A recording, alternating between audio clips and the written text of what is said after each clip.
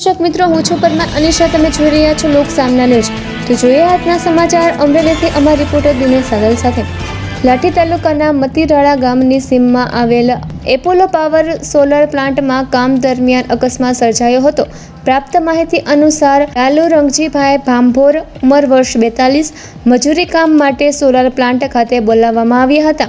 તેઓ પ્લાસ્ટરનું કામ કરી રહ્યા હતા ત્યારે તેમના હાથમાં રહેલી એલ્યુમિનિયમની પટ્ટી લેવલિંગ દરમિયાન ઉપરથી પસાર થતી 11 kV વીજ લાઇટ સાથે અડી ગઈ હતી, જેના કારણે તેમને જોરદાર વીજ કરંટ લાગતા તેઓ ગંભીર રીતે દાઝી ગયા હતા અને ઘટના સ્થળે જ તેમનું કરુણ મોત નીપજ્યું હતું.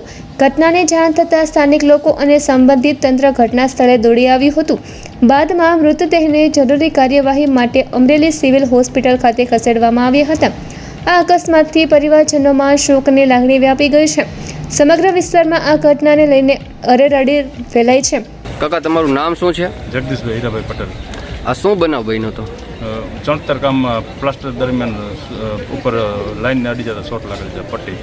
પટ્ટી અડી ગઈ હતી. કયા ગામમાં આ બનાવ બન્યો છે? મતીરાળા અને અલીઉદ્દપુરની સીમમાં. અને સોલાર પ્લાન્ટની અંદર સોલાર પ્લાન્ટ કઈ કંપનીનો સોલાર પ્લાન્ટ છે? ડીઓન એનર્જી. અને આ બનાવ કઈ રીતના બન્યો હતો? કેટલા વાગે બન્યો હતો? 2:30 વાગ્યા આસપાસ.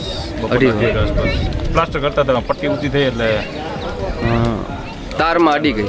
તો ફરી મળીશું એક નવા સમાચાર સાથે. ત્યાં સુધી જોતા રહો લોક સામના ન્યૂઝ.